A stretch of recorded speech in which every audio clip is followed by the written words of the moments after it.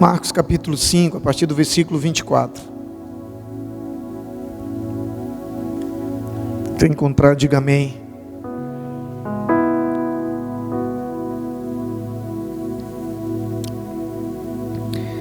Uma grande multidão o seguia e o comprimia.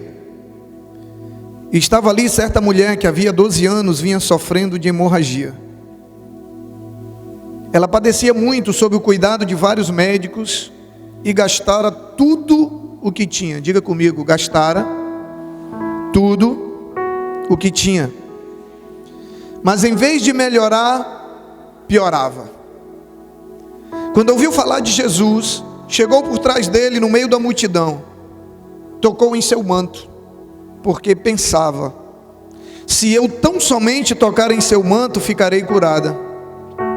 Imediatamente cessou a hemorragia e ela sentiu em seu corpo que estava livre do seu sofrimento.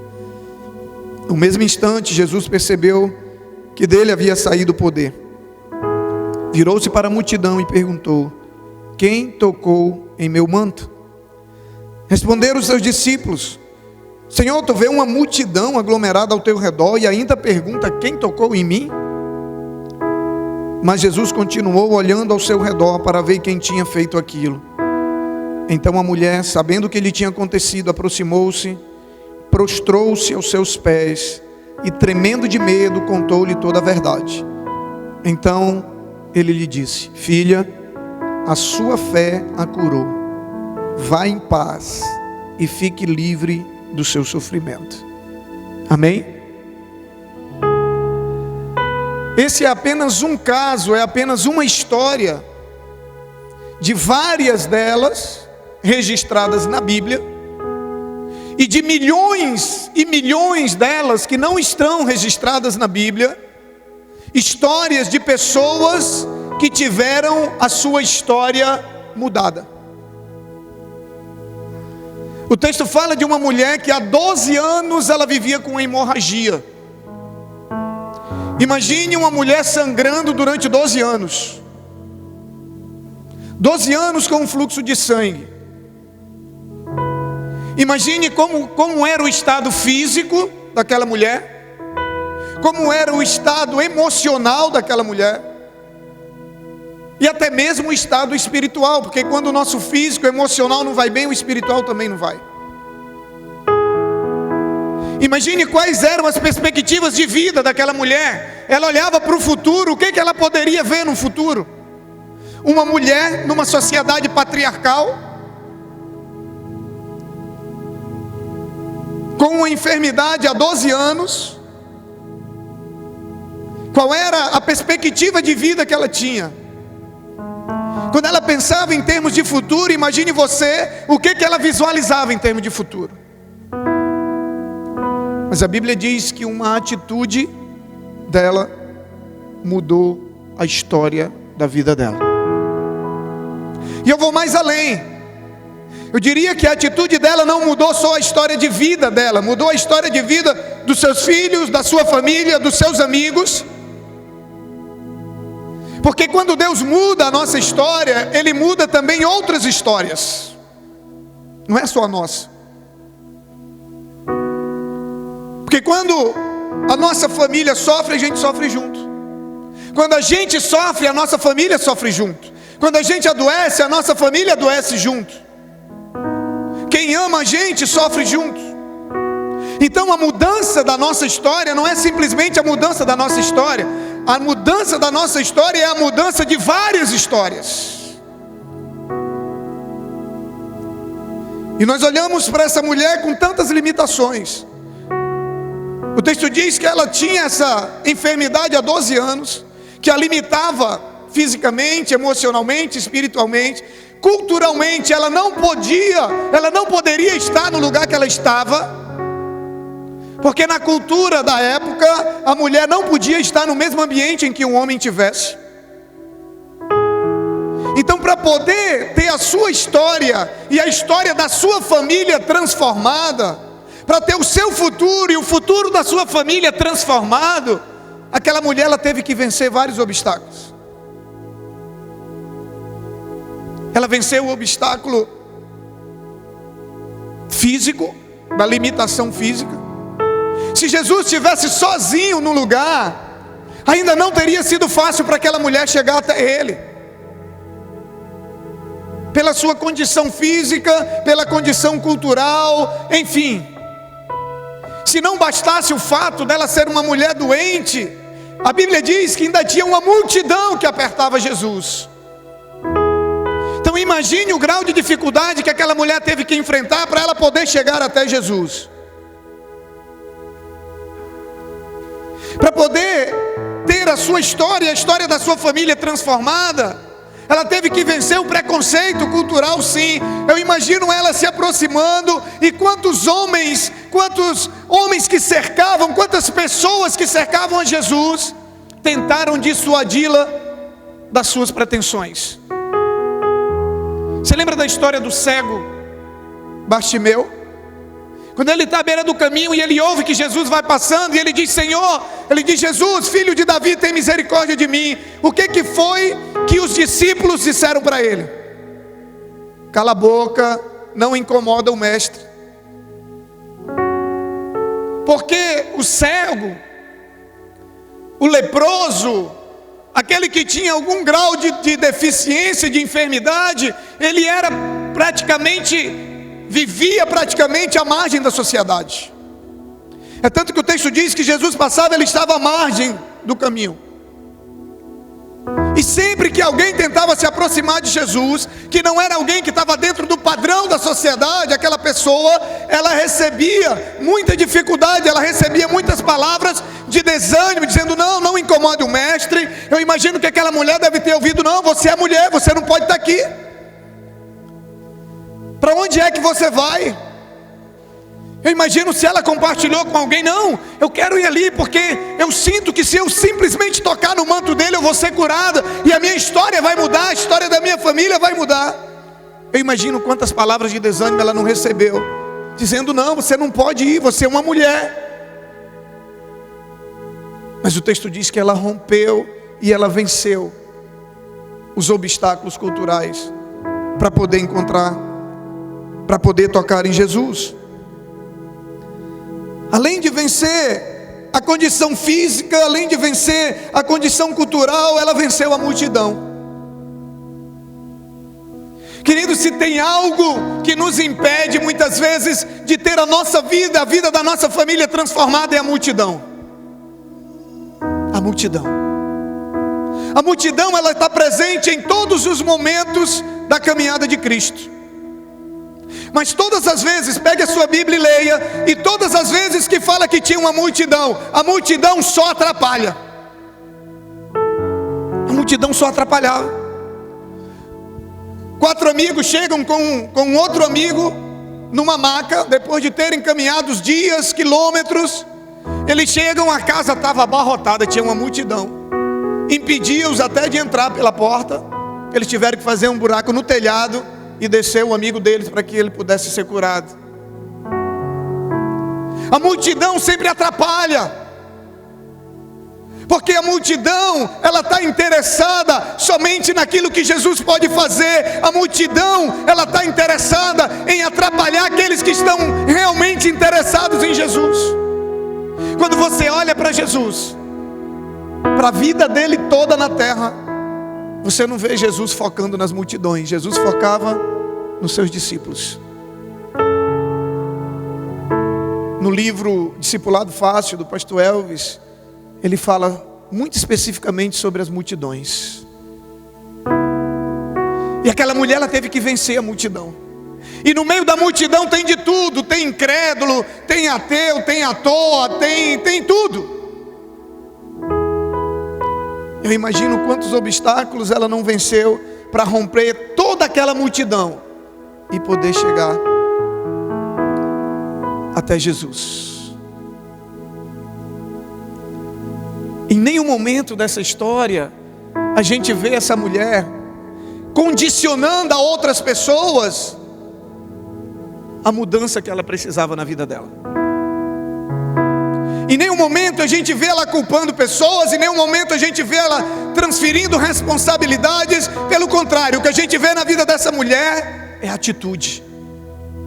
Ela sabia que dependia dela a mudança que ela precisava na vida dela e na vida da sua família. Ela sabia que dependia dela. Queridos, eu queria que nós refletíssemos hoje à noite. Eu creio que essa noite pode ser sim uma noite profética, não só na vida da comunidade batista, mas na sua vida. Deus não vai fazer nada nessa igreja se não for através da sua vida.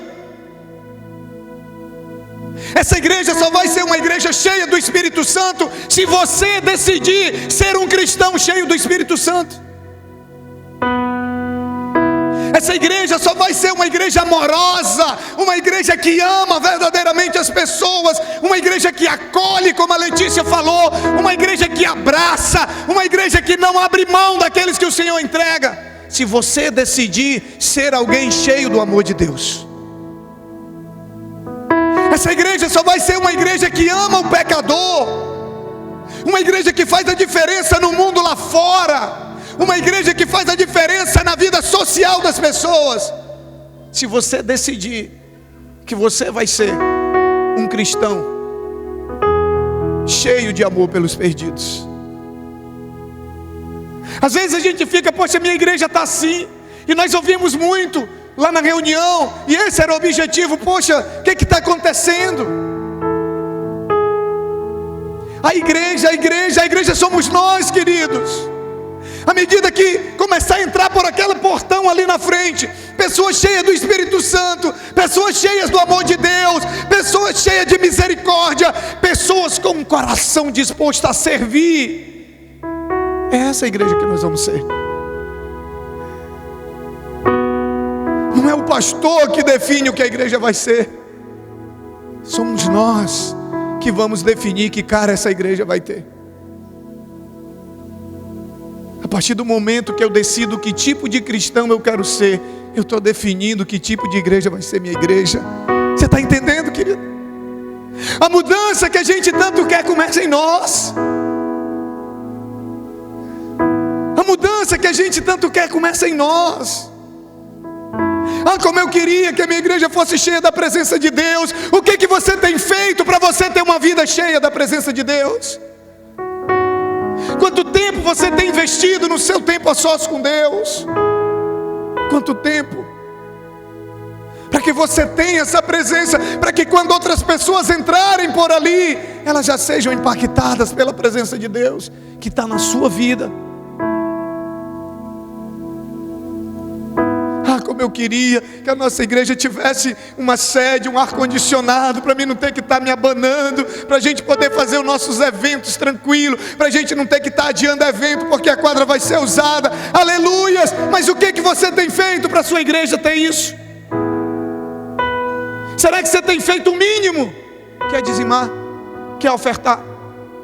Será que você tem feito talvez o mínimo do mínimo, que é orar? Quanto tempo você tem orado dizendo: Senhor, levanta, ajuda, provê, entra com provisão. Senhor, nós queremos ter o nosso lugar, para que ali o Senhor se alegre, para que vidas sejam restauradas. Senhor, eu quero ver um lugar para os meus filhos, para os meus netos, te conhecerem e te servirem ali. Você tem orado? Pelo menos orado.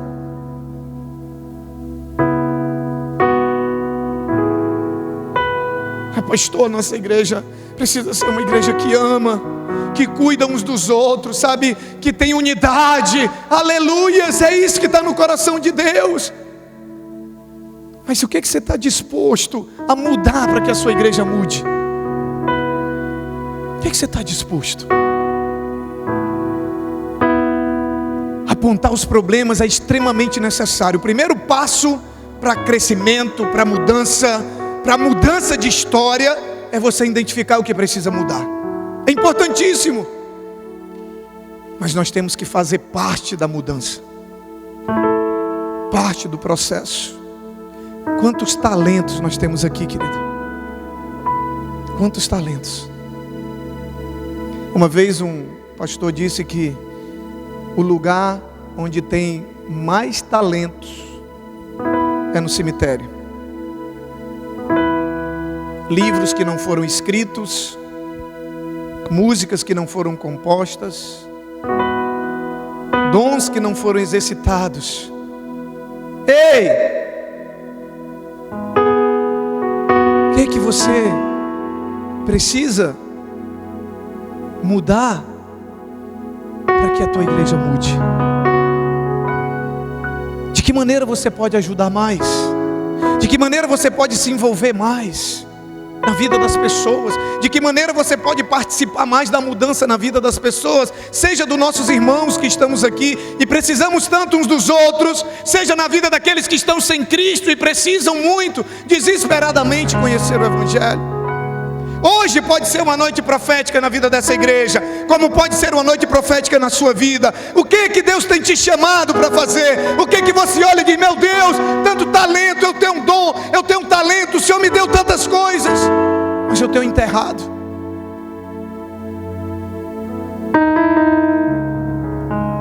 Pode ser uma noite profética na tua vida espiritual, pode ser uma noite profética na vida dos teus filhos e da tua família.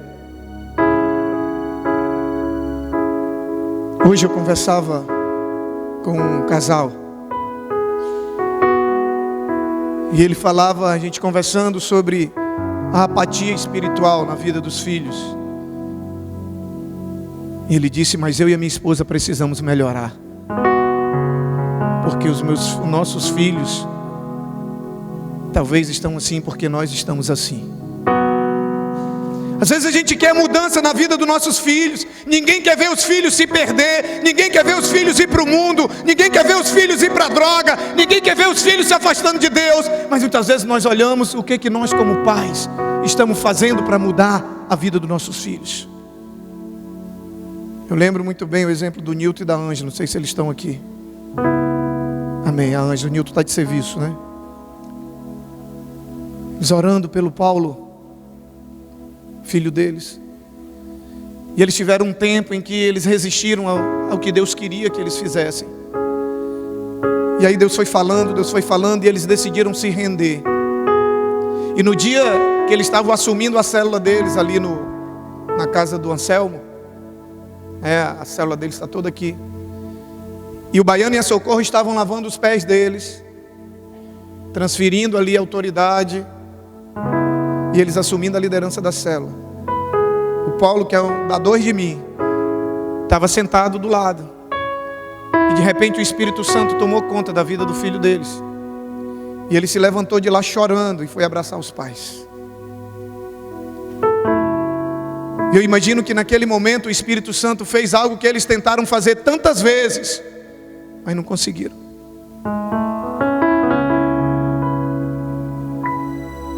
E a partir do momento que eles decidiram fazer o que Deus queria que eles fizessem, Deus começou a tomar conta do filho deles.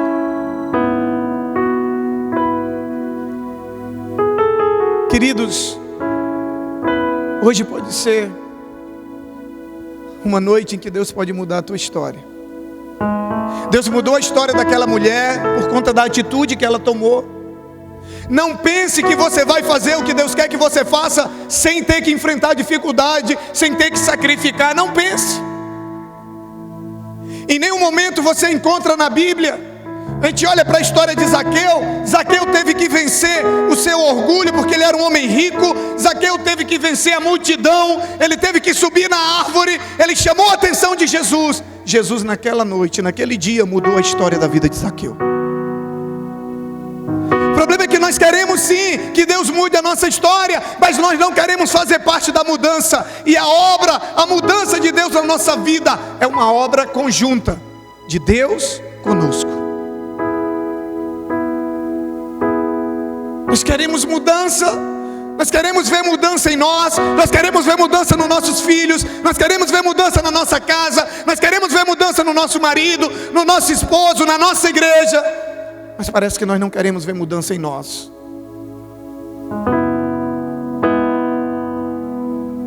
Para que Deus mudasse a vida daquela mulher, ela teve que tomar uma atitude. Ela teve que romper com tudo aquilo que separava ela da sua mudança, que era Jesus. O que está te impedindo?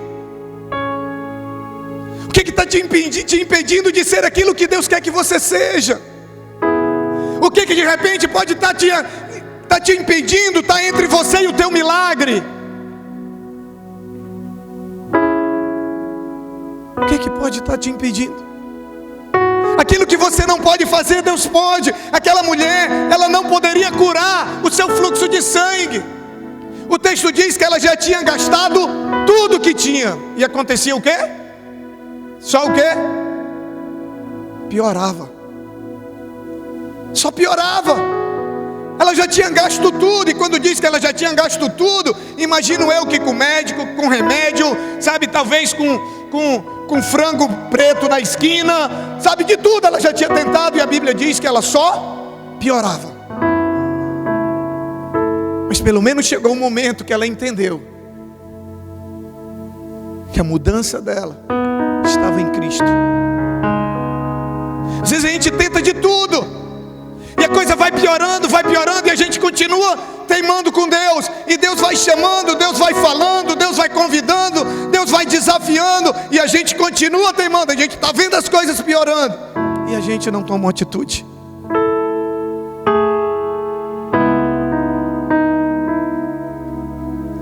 Deus pode mudar a tua história e a história da tua família. Da mesma maneira que Ele mudou a história dessa mulher. Da mesma maneira que Ele mudou a história de Zaqueu. Da mesma maneira que Ele mudou a história daquele homem que a Bíblia diz que estava há 38 anos ao lado de um poço de água. Da mesma maneira que Deus tem mudado a história de milhões de pessoas. Da mesma maneira que Deus mudou a história da Letícia, que eu lembro quando ela chegou aqui, ela não conseguia praticamente ficar acordada, que ela tomava Rivotril o dia inteiro, ela só dormia, depressiva, ela só chorava. Ela chegou aqui com o casamento dela destruído, ela chegou aqui com a vida dela destruída, ela chegou aqui sem perspectiva, nem desejo de viver. E hoje você ouviu da boca dela como está a vida dela. Mas ela teve que tomar uma atitude. Ela decidiu que a mudança dela dependia dela. E um dia ela entrou por aquela porta, e ela decidiu realmente fazer a vontade de Deus na vida dela. Queridos, uma igreja cheia do Espírito Santo, uma igreja cheia de compromisso com Deus, uma igreja disposta a servir, querido, ninguém segura. É o que Deus sonha, sabe? Deus sonha com uma igreja que ama uns aos outros, que se preocupa uns com os outros. Deus sonha com uma igreja disposta a servir. Deus sonha com uma igreja disposta a se doar. Mas parece que a gente vem para a igreja preocupado só com as nossas necessidades. A única coisa que eu quero é resolver o meu problema. Afinal de contas, eu já tenho um problema demais para me preocupar com um dos outros. Esse é o sonho do coração de Deus. O sonho de Deus é mudar a tua história. Deus tem uma nova história para você. Um dia Deus mudou a minha história, um dia Deus mudou a história de tantas pessoas que estão aqui, mas um dia nós tomamos uma atitude diante de Deus. O que você precisa fazer? O que Deus espera de você? O que Deus tem falado ao teu coração? Isso não sou eu que vou te dizer. Isso não sou eu. Porque Deus tem falado contigo. E muitas vezes a gente fica esperando que Deus faça tudo. Não vai ser assim, querido. E não pense que é fácil. É fácil a gente mudar tudo quando não é para fazer a vontade de Deus, mas quando é para fazer a vontade de Deus. Às vezes a gente acompanha o processo na vida de pessoas. As pessoas, sabe, começam a mudar sua rotina, começam a mudar seu estilo de vida, começam a mudar prioridades, começa tudo quando você pensa que não, volta a estaca zero de novo. Porque não é fácil. Sabe por quê? Porque o diabo sabe que a partir do momento que ele mudar a tua história, ele vai mudar a história de muita gente. Ele sabe disso. Ele sabe disso. Eu lembro do Wesley quando a gente estava lá no encontro, que ele queria vir embora, não queria ficar no encontro, e nós tivemos uma conversa. Naquele momento ali havia uma luta espiritual muito grande, o diabo tentando tirar ele dali daquele encontro, dizendo: não, vai embora, não fique aqui, esse lugar não é para você. E eu pedi para ele, eu digo: fica até o final do encontro. Fica, quando terminar o encontro, se Deus não falar contigo, você vai embora, faz o que tu quiser da tua vida. Mas o diabo sabia ali que a mudança de vida dele, que a mudança na história da vida dele, implicava na mudança da história de tantas pessoas que estão aqui hoje à noite. A família dele toda hoje na presença do Senhor.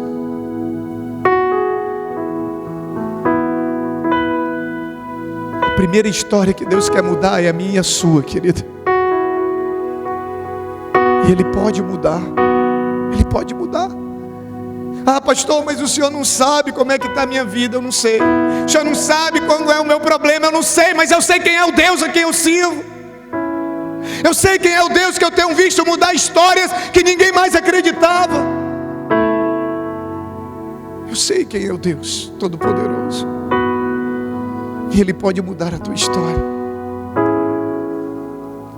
Quando Wesley falou, Deus está mudando a história, essa palavra entrou no meu coração, querido. A mudança da tua casa, da tua família, do teu casamento, da tua célula, da tua igreja, da tua cidade, começa com a mudança que Deus quer fazer na tua vida. O que você precisa mudar? O que Deus precisa mudar em você hoje? Talvez como esposo, talvez como pai. Recentemente eu cheguei para o meu filho, eu perguntei, eu falei: meu filho, o que papai precisa mudar? O que você acha que eu preciso mudar? E ele abriu o coração para mim. Quantas coisas que eu precisava mudar e eu não sabia. A gente não pode deixar para querer mudar depois que perde, querido.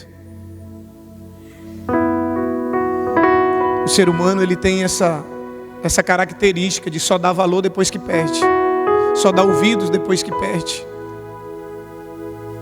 A Bíblia diz que após a sepultura não há obras. Não há obras. O que você precisa mudar como pai, como mãe, como filho, como filha, como esposo, como esposa? O que você precisa mudar como cristão, como filho de Deus? O que você precisa mudar como membro dessa igreja, como filho dessa igreja, no teu relacionamento com a tua igreja? O que você precisa mudar? Para que a tua mudança seja uma mudança na vida da tua igreja, para que a tua mudança seja uma mudança na vida da tua família, para que a tua mudança seja uma mudança no teu casamento, na vida dos teus filhos. O que você precisa? A pergunta é só essa, não é como vai mudar, porque como vai mudar é com Deus. A gente só precisa identificar o que eu preciso mudar. O que eu preciso mudar? O que você precisa mudar como discípulo, sabe? Para que o teu discipulado, com o teu discipulador, se torne cada dia mais abençoado na sua vida. O que você precisa mudar como membro da sua célula? Sabe, talvez se dispor mais, sabe, talvez ajudar o teu líder a cuidar das pessoas, sabe, talvez ajudar no lanche, sei lá, talvez pelo menos orar, interceder, não sei. Mas será que você não precisa mudar? Será que a mudança que a gente tanto está querendo, precisando, esperando, não começa em nós?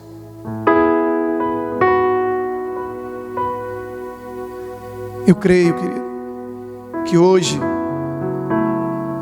eu não costumo dizer vai ser, porque Deus, Ele não faz nada imposto, nada imposto da parte de Deus. Mas eu creio que hoje pode ser, dependendo da tua resposta para Deus, uma noite em que Ele vai estar mudando a tua história e a história da tua família, da tua casa e da tua igreja. Eu creio nisso. Depende se eu e você estivermos dispostos a ter a atitude que aquela mulher teve, a atitude que Zaqueu teve, a atitude de reconhecer que nós precisamos mudar. Essa é a primeira atitude. Eu preciso mudar. Eu preciso de mudança na minha vida como cristão, como pai, como filho, como esposo, como esposa. Se eu não reconhecer isso, nunca vai haver mudança. A partir do momento que eu reconheço o que eu preciso e que eu reconheço que Ele pode mudar, esses são os dois elementos suficientes. Aquela mulher, ela foi até Jesus e o texto diz que ela diz: eu vim até aqui porque eu pensei, tocando apenas no manto dele eu vou ser curada. Ela não só reconheceu a necessidade que ela tinha, mas ela reconheceu que Ele podia mudar a história dela. E foi isso que a fez caminhar, dar aqueles passos de fé até Jesus e ter a sua vida transformada. Eu não sei como você chegou aqui hoje à noite. Eu não sei, mas Deus sabe. Eu não sei do que você precisa, mas Deus sabe. Ele não só sabe do que você precisa, como Ele pode fazer.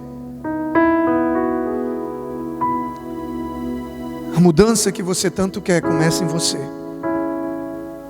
Ele está dizendo para você hoje à noite: filho, eu tenho uma nova história para ti. Às vezes a gente acha que só há necessidade de mudar de vida, de história, antes da gente se converter e chegar na igreja. Não. Tem momentos na nossa vida que são cruciais para determinadas mudanças. De tempo em tempo nós precisamos que a nossa história seja mudada. E eu creio que hoje é uma dessas noites especiais que Ele quer mudar muita coisa na vida de muitas pessoas aqui, inclusive mudar o teu destino eterno. Inclusive mudar o teu destino eterno.